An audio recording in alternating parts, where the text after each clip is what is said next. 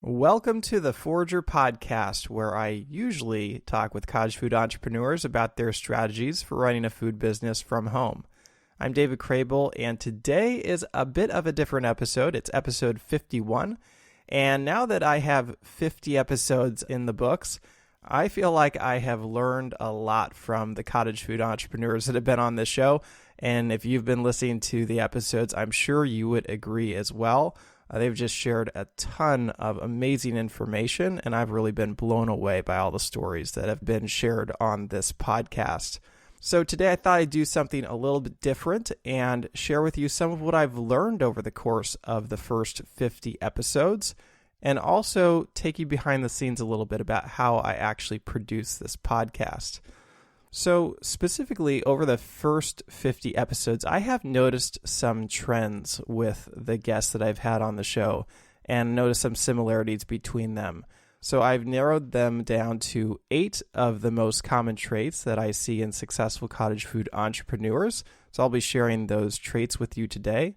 I'll also be taking you behind the scenes and how I produce this podcast. How do I actually find guests? How do they get on the show? What does the recording studio that I use look like? And how do I get the audio to sound good? Some details like that might sound kind of boring, but I think you'll find it interesting. I will also share which episode of the first 50 surprised me the most, and also which episode of the first 50 was my favorite. And I'd ask you if you think you could guess which one was my favorite, and I'm guessing you probably can't. I actually sent out an email to my audience a few weeks ago asking them what their favorite episode was, and they shared a lot of different episodes, but nobody actually chose the episode that I would choose as being my favorite.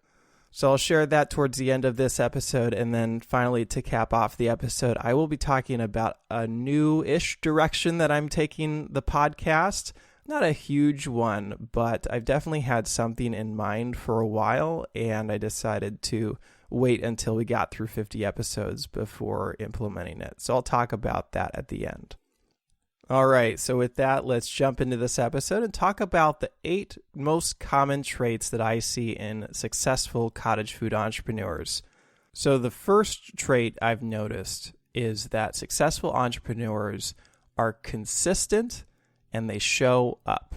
And this is something that's come up over and over again on the podcast from the beginning. I definitely know in episode 3, Don Belisle talked about showing up, and then episode 4 with Diana Shockley, that's like a masterclass in being consistent, especially in the early days of your business. And again, this is something I've seen over and over again with the guests on my show, is that when they say they're going to do something, they do it and they put in the work. And that's closely tied into trait number 2, which is I've noticed that the guests on my show tend to be hustlers. They are action takers and they get things done. They do not often wallow in indecision, and they make the most of their time and produce a lot. And you'll notice that a lot of these traits would apply to successful business owners in any realm, not just cottage food ones. So the third trait of the guests on my show that I've noticed is that they tend to love serving other people. They're very service-oriented and are always focused on providing the best service to other people possible. This is actually pretty closely tied in with the fourth trait that I've noticed, which is that a lot of the guests on my show have had former experience in the food service industry, either working at restaurants or bakeries or some form of food service. And so I feel like those go hand in hand. And also, I feel like the person who has food service experience just has a leg up over someone who's starting out brand new and maybe hasn't seen how a food business would run. So this concept of serving others is also pretty closely tied into trait number 5, which is that I've noticed that a lot of the guests on my show tend to love people. They describe themselves as a people person. They tend to be very social. Sometimes they're more extroverted, but not always. But generally speaking, they love going to events. They love going to farmers markets. They love engaging with people and interacting with people, and they love their customers. And that's something I've noticed, not just from this podcast, but just in general in seeing the people at the farmers market I've sold at and elsewhere. Generally speaking, you can tell when a business owner really loves their customers. It just shows in everything that they do. Also, kind of related to that would be the sixth trait that I've noticed, which is that the successful entrepreneurs tend to be willing to open up and share themselves and their story with other people. And I think this just makes them very relatable to other people. And that's a big one for me because I've always been an introvert, and in the beginning of my business journey, I didn't want to share anything about myself. So you've heard me talk with guests a lot about that concept, particularly the introverts that have been on my show. And definitely it seems like the people who are willing to open up in some aspect, maybe it doesn't have to be on social media, but at least telling their story on their website or engaging with customers tend to do better with their businesses overall, I would say. Another interesting trait that I have noticed, this would be the seventh trait, would be that a lot of my guests are creative people.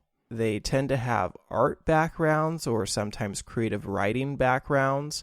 Whatever it may be, they just tend to generally be more creative types. Obviously, this is correlated with the fact that a lot of the most successful cottage food businesses out there are customized businesses, custom cake businesses, custom decorated cookie businesses. So there's a big creative aspect with that. But even with like episode 27 with Jennifer Knox, she sells spice blends, but she has used her creative writing abilities to make her products much more memorable. So I've definitely noticed across the board, regardless of what kind of business people have, I've noticed that those who love to create tend to do really well. And finally, the last trait number 8, I've noticed that some of my most successful guests have partnered with someone else in their business. They're not solo entrepreneurs. Certainly, some of my most notable stories out of the first 50 came from power couples or people that had some kind of business partnership. This was talked about directly on episode 48 with Anthony Rosemond. But it makes sense. You know, if you've gotten into business, you know there's a lot of moving pieces there. There's the production side of things. There's the business side of things. And so being able to split up duties is essential to growing your business in a big way. Now, clearly, I have had a ton of entrepreneurs on the show that don't have a business partner and do very well with their business. But overall, I would say that those that have some form of help have a much easier time growing their business to the point where it can be the primary income for their family. All right, so those are the top 8 traits that I've seen in the successful cottage food entrepreneurs I've had on the show. Hopefully, you can see some of those traits in yourself as well. All right, moving on, I'm going to take you behind the scenes a little bit about how I actually produce this podcast. And it all starts with the guests, of course. How do I find guests for the show? You know, actually, at first, I reached out to my audience at the very beginning and asked them to apply to the show. And I got a few applications. I also had a number of people in mind just from my decade of experience in the cottage food industry. But that list got exhausted pretty quickly, to be honest. And there was a period of time where I was actually kind of nervous about being able to find enough guests for the show. Initially, I thought they would just come to me, which was pretty silly in hindsight to think about because it's similar to what I see a lot of new entrepreneurs think with their food businesses, is that people will just come to them and buy their product when they realize how great it is, which usually that doesn't happen. Usually there's a lot of marketing involved. So I actually had to learn how to find my podcast guests, which really ended up being quite a blessing because the most successful entrepreneurs out there don't tend to have a lot of free time to find a podcast like mine and apply for it. So what I ended up doing was I started doing a weekly search for the term cottage food on Google. And I was just looking for news stories, or sometimes the word cottage food was in someone's website. And I was just looking for stories that were notable in one way or another. And those weekly searches resulted in a ton of potential new guest prospects for the show. And I actually now have quite a long list of potential guests. Now, that took me through, the first 30 episodes or so. And then I really stopped doing those weekly searches because not only did I have a very large list of potential guests to work with, but also some of my listeners have started to tell me about some of the success stories that they're aware of. In addition to that, as I've talked to guests on the podcast, they also know potential stories to showcase on the podcast. And so the list of potential guests that I have is definitely growing at this point without a lot of extra effort on my part. And looking ahead to the next 50 episodes, there's a ton of amazing stories that I could have on the show. Now, I will be honest that sometimes it's hard to actually get people to come on the show. These are successful entrepreneurs and they're busy. I'd say especially in the early days of the podcast when there weren't a lot of episodes out there and my podcast was kind of unknown, it was a bit harder to get someone to agree to be on the show. I've definitely had people say no or ignore me or say they don't have enough time. And sometimes it's taken me many months to get a guest on the show. But how do I actually decide who comes on the show and who doesn't? And there's not a real scientific method for that.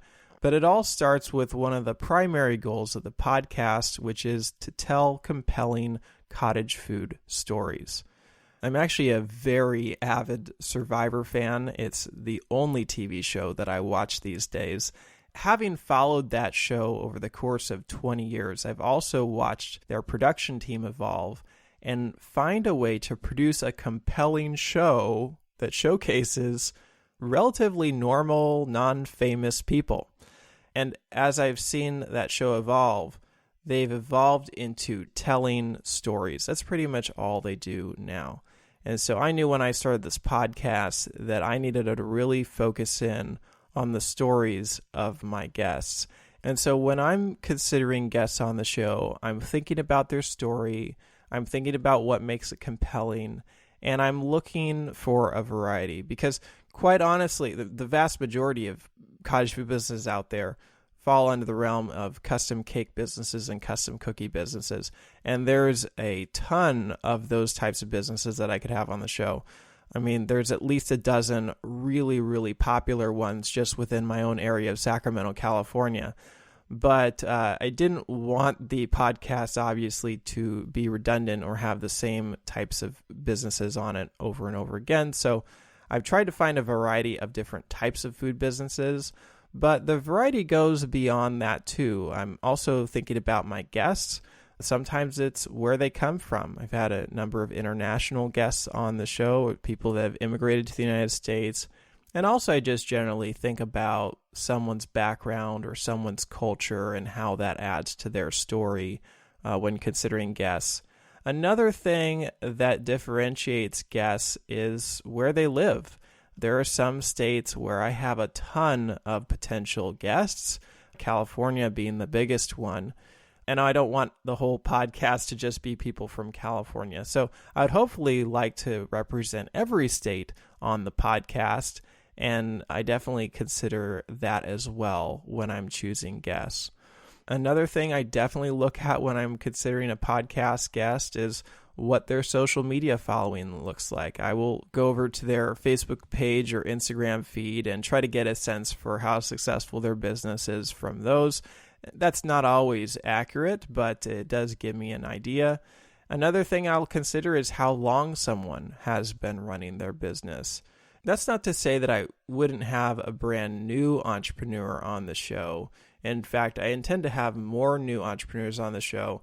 But one thing I want to make sure is that there's enough story there to cover a potentially hour-long episode. If somebody has been running their business for a few years, then there's definitely enough story there to turn it into a really compelling episode. And the last thing that I think about when I'm considering a guest is their ability to communicate their story, their ability to speak on the podcast. And I will say this hasn't really been a problem because generally speaking, the type of person that starts a successful food business already is very comfortable sharing their story and telling it to many people in a captivating way. So that hasn't really been a problem, but it's definitely something I think about when I'm considering each potential guest. And beyond that, sometimes there's not really a rhyme or reason to when I have someone on the show. Sometimes it's just based on their availability, or maybe they just reached out to me recently. There's definitely some randomness there as well when I choose a podcast guest. And finally, for the first 50 episodes here, I've been really diligent about trying to make sure that my podcast guests all started from home. And I've certainly turned away a number of very, very strong potential guests that started with the normal route of using a commercial kitchen. So that has been one of the primary requirements for being on the show, and I will talk a little bit more about that towards the end. Now, once I have a guest lined up to be on the show, what's the process like for actually doing their interview? And one thing that I do for my podcast guests is I actually research them pretty heavily before I get them on the phone. And this is something that I think a lot of podcast hosts have different opinions on. I know there are some people that say you shouldn't do that because there's an element of surprise that comes with asking questions and learning about things in the moment as you're talking to an entrepreneur. And I certainly see the value in that. But for me, I'm still in the stage of when I'm producing the podcast, I'm thinking about a lot of different things at once. I'm thinking about the recording. I'm thinking about what the person's saying. I'm thinking about how it fits into the context of their entire story arc over the episode and where I'm going to go next with the story. So I like to be really prepared with an episode, and oftentimes guests are really taken aback by how prepared I am and how much of their story I already know. And another thing is that I've definitely gone through an episode and then afterwards learned something about the guest that I really wish I had been aware of in order to include it on the show. And I would say one thing that may be unique to my podcast is I've noticed that a lot of my guests tend to be very humble people. Again, this relates to that trait of wanting to serve other people. And so I found that if I don't bring something up, they're not going to mention it, even if it's really significant in their story. So I try to find out in advance what I need to include in the episode to make sure their story is as complete as possible. From there, once I've researched a guest, I will set up a Zoom call with them. And one of the challenges that I face is getting my guests to have really good audio, because I'm obviously interviewing people from all around the country, and some of them are not so tech savvy. In fact, a couple of my guests had never even used Zoom before. So I typically start by educating them via email about what devices they might have that would result in good audio. One thing I knew from the beginning of the podcast is that the microphones that are embedded into most laptops and webcams tend to be a really poor quality, and those are typically the microphones that will default when Zoom is opened up. So I try to get my guests to use something different than that, and I found that generally speaking, just even a smartphone or an iPad has a really good microphone in it. Also, if someone has a MacBook Pro, that tends to have a really good microphone in it as well. And some of my guests have dedicated USB microphones. That's not too common. Or they might have like a Bluetooth gaming headset or something that has a microphone arm that puts the microphone right in front of their mouth. But regardless of whatever I share via email, the main thing is that when I hop on the Zoom call, I'm listening to see if that audio is clear. And there's a number of times where it's not really all that clear, and I'll ask my guest, what are your other options? Let's try this, let's try that. So sometimes it'll take a few minutes to find a device or find a way to get their audio to be better. And that helps a lot. But then beyond just the process of getting fairly decent audio from the beginning, I do quite a bit after the fact with editing to clear up that audio. I'll talk about that in a little bit. In terms of my audio setup, it's actually really, really simple. I don't know why, but when I think of a podcast, I think of someone sitting in like a sound studio with those foam things on the walls. I don't know, maybe that's because I've seen like Joe Rogan commercials or something, but that's definitely not the case with my podcasts. I'm sitting here right now in my house. We rent out a 3-bedroom house in Sacramento, California. And the room that I'm in is actually very small. It fits my desk, just barely fits my desk, and our daughter's crib, and a twin bed that my mom sleeps on when she comes and helps with the kids. So if the room was half a foot shorter, all of these things wouldn't fit into it. That's how small the room is. And I say that because it's actually really helpful to have such a small room to record in. I learned that actually in episode 4 with Diana Shockley. That was the only episode that I did in person. That was right at the beginning of the pandemic, March 2020. So Diana, who lives in Sacramento, she actually came over to my house to record that in person. And I set up the microphone in our dining room, which has a high ceiling. And that produced a really echoey sound. I tried to combat that with editing, but it still sounds quite different from the other episodes. So I'm recording in this very small room. It's not treated. That's the technical audio term. It's not treated with any sound dampening things like foam or anything. But I do have the microphone really, really close to my mouth. So it's only about an inch away from my mouth. And it seems to have worked pretty well. I use a Blue Yeti microphone. That's a pretty popular microphone for podcasting. This is actually something I picked up off of Craigslist about 6 years ago. So I bought it used for like $50, and it's worked just fine. It plugs into my computer. It's a USB microphone. So it's actually a much more simple microphone, and I don't have nearly the kind of audio equipment that most professional audio setups would have.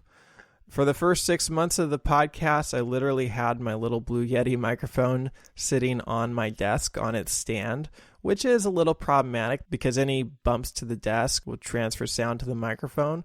So after about 6 months of running the show, I finally got, I think it was only like a $20 microphone boom arm. That's actually mounted to Sierra's crib of all things. And so that way it comes out in front of my face and I can touch the desk, or I can type, or I can use my mouse without affecting the audio quality. But that's pretty much my setup. I've got this little boom arm. I've got the Blue Yeti microphone and a pop filter right in front of it. And that's all I have in the hardware side of things. Now, I do quite a bit of stuff on the software side of things to make the audio sound better. I always record my audio into Audacity. That's one of the most popular free audio editing pieces of software out there. So once I've finished recording the Zoom call with my guests and I've recorded my own audio into Audacity, then I will import the guest's audio from Zoom into the project, and then I'll start to make a number of adjustments from there within Audacity. If there's any background noise, I'll use the noise removal tool to remove that background noise if I can. I will do what's called normalizing the audio. I use a noise gate to remove any unwanted sounds, and then I also compress the audio. I use a compressor to really boost everything to make it sound really, really good. From there, I will export the audio out of Audacity, and I'm not nearly done yet. From there, I will import the audio into a piece of software called Descript. And this is really a phenomenal piece of software. It's relatively new, and it makes audio editing so much easier. I've done a little bit of audio editing in the past before running the podcast, and it's just a nightmare to edit audio. You have to listen to it to find clips, and you're also looking at this waveform. It's a little hard to describe, but it's really, really hard. It's a very time-intensive process to try to edit audio in any way. Anyone who's tried to edit audio will tell you this. What Descript does is it takes that audio, it understands all the words that are being said, and automatically transcribes all the words, and it'll put that into more like a Word document. And then all I have to do is actually edit that Word document, and it will edit the audio behind it as well. So if I delete a sentence out of this Word document, then it will delete that sentence from the audio clip.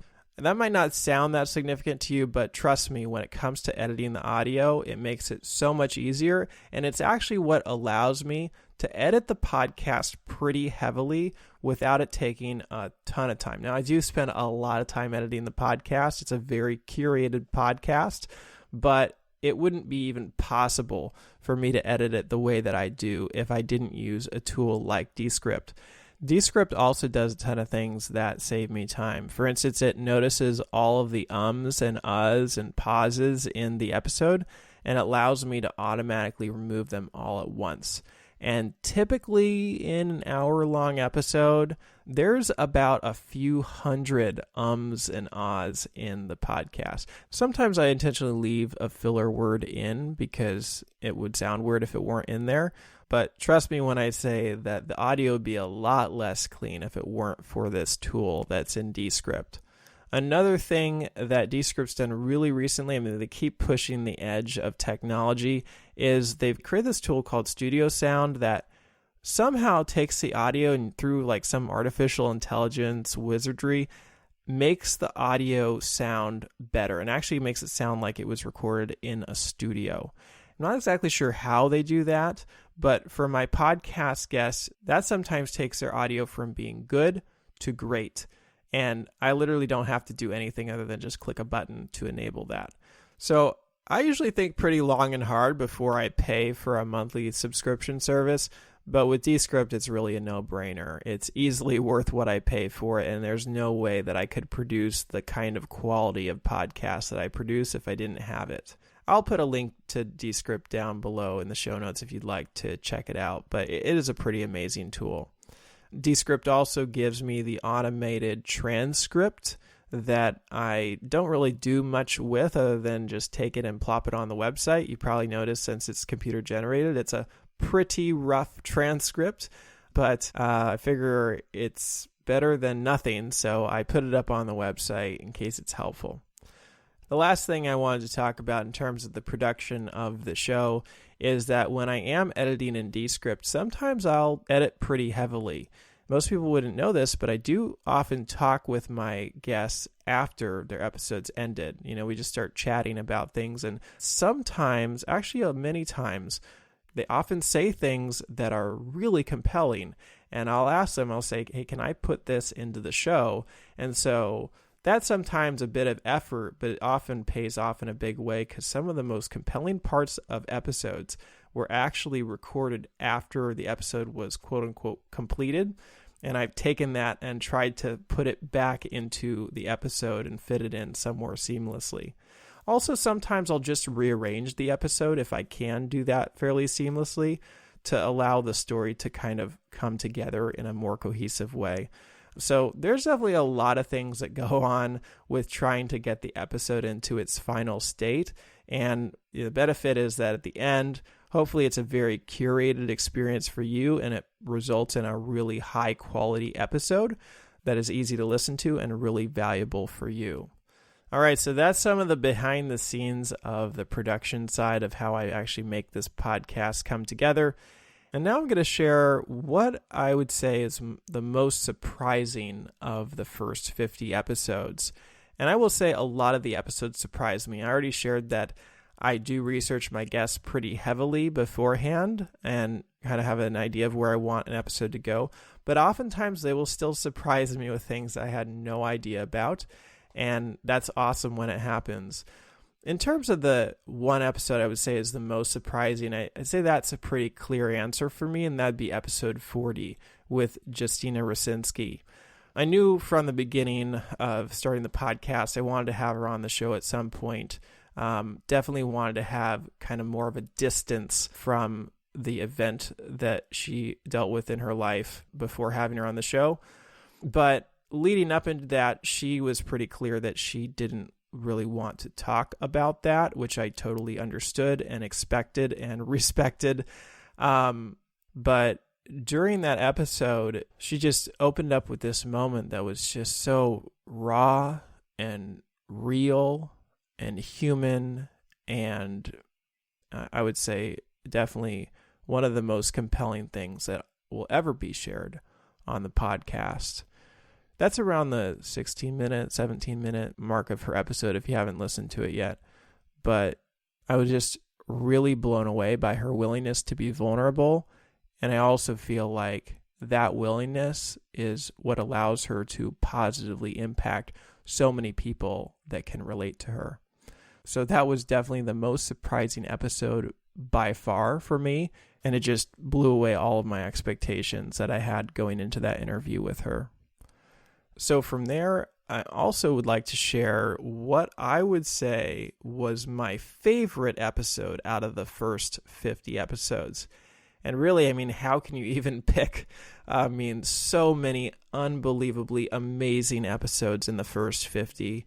I would say literally every episode was very impressive to me in one way or another. And some of the success stories I've had on the podcast are literally just mind-blowing. So how can I pick just one? I will say, I'm calling this my favorite episode. I think more accurately is the most valuable episode for me because I really learned something important from it. And also noting it's my favorite because it addressed where I was in my business at the time. But I noticed from polling my audience that everyone has their favorites for their own reasons. So it's certainly by no means the best episode, but it was actually pretty easy for me to pick out one that stood out above the rest. And that was episode 35 with Nathan and Nicole Parchman. They run their business, Nitro Salsa. And throughout the episode, their story really just blew me away with all that they've done with their business, despite having two very full-time jobs and with kids, and also having two very active side jobs. Nicole is a dance instructor and Nathan is a politician. And then on top of all of that, they run the salsa business out of their home that literally does over $1,000 of sales per week.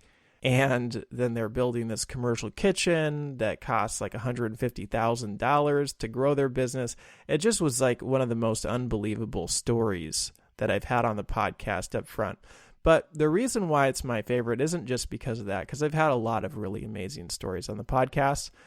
But what really made this interview stand out for me is when I better understood why they have been so successful. And that came actually after we finished recording the episode and we were just chatting. And Nathan asked me a question that no other podcast guest asked in the first 50 episodes.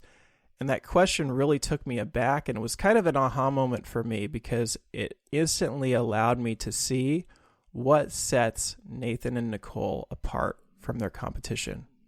And so what Nathan asked me was this. He said, "Hey, David, it's been awesome being on the podcast. Thank you so much. Hey, what can we do for you? How can we help you?" So that's what he asked. And as I said, he was the only person in the first 50 episodes that asked me this question. I had many other podcast guests who said, "Hey, thank you so much for having me on the show. I definitely appreciated it. Please let me know when it comes out and I will share it on my social channels and I'll share it everywhere I can," which is super helpful. And I appreciate the efforts of my podcast guests to help me get the word out about the podcast. But Nathan was the only person that actually asked. He didn't assume. He said, "Hey, how can we use our skills and our strengths and our connections to help you?" And I actually didn't know exactly how to answer the question in that moment because I had never gotten the question before. But just in asking the question, he allowed me to realize that the reason why they have been so successful is because all they focus on is trying to lift up and serve other people, and that in turn lifts up themselves. It was one of the most remarkable things that I learned from the podcast, and it really caused me to think about how I interact with others in my business and how I could better collaborate with people and constantly think about using my skills to better serve them. So thank you, Nathan and Nicole, for that question, and I think that question actually was all that I needed. So that's the interview that pretty clearly was the most valuable one for me based on where I was in my business journey when I talked with Nathan and Nicole. But I mean, if you've listened to the podcast, you know just how amazing all of the episodes have been, and I'm looking forward to the next 50. And with that, I wanted to tell you about a little change that I'm going to be making to the podcast. Not a huge one, but hopefully one that will make the podcast even more valuable. So the first 50 episodes, I was pretty diligent about making sure that each of my podcast guests either are or were at one point a cottage food business, meaning they had started at home. But as I progressed from one interview to the next, I realized that by having that restriction on my podcast guests, that prevented the podcast from being able to explore some topics really in depth with an expert that maybe hasn't started a food business from home before, but could still talk about some aspect of starting a food business, like potentially how to grow your Instagram account, for instance. And I certainly had some guests on the show that have become experts or semi-experts in different fields. But looking forward to the next 50 episodes, instead of just having kind of tunnel vision and only allowing people to be on the show who have started food businesses, I'm going to be thinking a lot more about what the guest has to contribute to the show and how helpful their content could be to a cottage food business. And that might mean that some episodes end up being really honed in on one aspect of running a food business, and I think that's perfectly fine. So we'll see. I'm certainly expecting that the majority of my interviews will be the same. Will be with people who started out of their home kitchens.